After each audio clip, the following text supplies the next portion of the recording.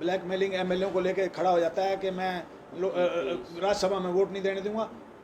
शैलजा को टिकट देना चाहता था, शैलजा जी को टिकट देना चाहता था हाई कमांड, इन्होंने एमएलए भेज दिए भारत भूषण बत्रा जैसे कि हम कांग्रेस को वोट नहीं करेंगे, हरा देंगे, दीपेंद्र को दो। और एक बात और मैं कह रहा हूँ, बहुत ज़रूरी सबसे इंपॉर्टेंट बात है, 8 साल के अंदर भूपेंद्र सिंह हुड्डा एक बार भी प्रधानमंत्री नरेंद्र मोदी के खिलाफ एक शब्द नहीं कहा। एक शब्द कहा हो तो मैं राजनीति से संन्यास ले लूंगा। ये उससे मिला हुआ है, इसके ऊपर 7 मुकदमे बने हुए हैं। ये आज तक बचा हुआ है, जेल से बचा हुआ है, सिर्फ जेल से इसलिए बचा हुआ है क्योंकि मोदी साहब से मिला हुआ है, और मोदी के खिलाफ एक शब्द नहीं बोलता। मैं कह रहा हूं ये बात, अखबारों में बता दो, आप सारे जर्नलिस्ट को बता दो, कभी आज तक भूपेंद्र आपकी प्रेस कॉन्फ्रेंस में मोदी के खिलाफ बोला? भूपेंद्र हुड्डा ने किसान आंदोलन में एक शब्द भी कहा हो तो मुझे बताओ। इसने किसानों के साथ भी धोखा किया है। किसानों को इन्होंने, वहां जाते थे, इधर ये कहते कानून वापस ले लो, लेकिन इससे आगे बात कभी ये नहीं कहते थे मोदी ने ये कानून गलत लगाए हैं। भाई साहब G23 बनाया था इन्होंने। G23 जब तक तो ठीक था, जब तक इसको कुछ नहीं मिला। जिस दिन इसको मिल गया, ये G23 को छोड़ के आ गया। पहले रोज कहता था कांग्रेस में सब ठीक ठाक नहीं है, अब तुझे पावर मिल गई तो कांग्रेस में सब ठीक ठाक हो गया। भाई साहब, ये एक परिवार की पार्टी बन के रह गई है। ये कांग्रेस पार्टी 36 बिरादरी की पार्टी होती थी। जब हमने चुनाव लड़े, हमें 36 बिरादरी ने वोट किया है।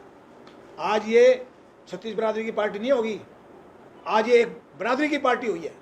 और देख लेना इनका क्या हशर होगा आने वाले टाइम में। लेकिन ये सच्चाई है कि इन्होंने ब्लैकमेलिंग करके दीपेंद्र को एमपी बनाया। नहीं, एक आदमी हारा हुआ है, कांग्रेस का तो असूल नहीं है हारे हुए आदमी को टिकट दें, मजबूरी में उसको टिकट दिया था। देखो टाइम आएगा, सब सुनाई होगी। अब ये पदयात्रा शुरू हुई है, राहुल गांधी पूरे देश में पदयात्राएं करेगा और हम जाएंगे उनकी पदयात्रा में, और हम राहुल गांधी के भी कान खोलेंगे। एक तरफ तो भूपेंद्र हमें 5 स्टार होटल में बैठा के 2.5 3 घंटे हमें खाना खिला रहा है। 1 महीने पहले की बात है, ताज मानसिंह में उसने बुलाया मुझे और सुभाष बत्रा को, और 2.5 घंटे तक हमें यही समझाता रहा कि यार तुम मुझे छोड़ के ना जाओ। हमने कहा तेरे से भीख नहीं मांगते हम, मैं नेम धर्म करके कह रहा हूँ जो बात मैंने कहा। मैं कहा अगर हमारे में दम है ना तो हमें आगे ले आना, नहीं तो कोई ज़रूरत नहीं है। और मैं कहा हमारे में दम होगा तो तेरा मुकाबला कर लेंगे हम।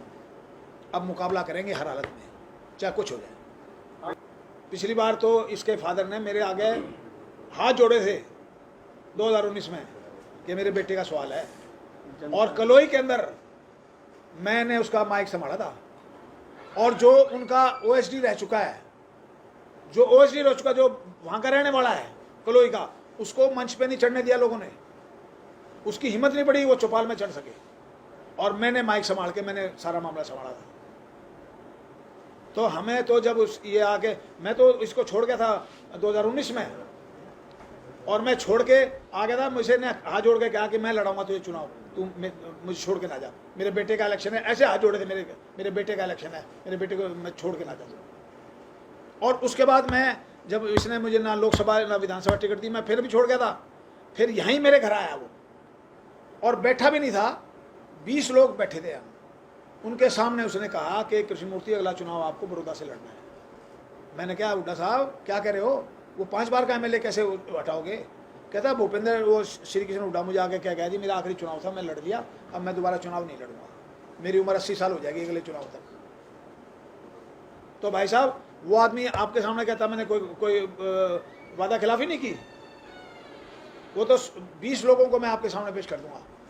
और भूपेंद्र सिंह हुड्डा कहता ना मैंने वादा खिलाफी नहीं की, कलोई के मंदिर में जाके जल उठा के कहते कि मैंने वादा खिलाफी नहीं की।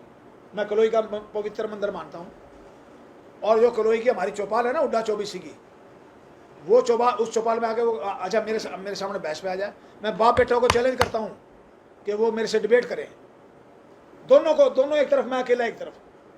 अगर मैं उनको हरा दूंगा, अगर मैं उनसे हार जाऊंगा तो मैं राजनीति छोड़ के घर बैठ जाऊंगा, मैं नहीं बोलूंगा उनके खिलाफ।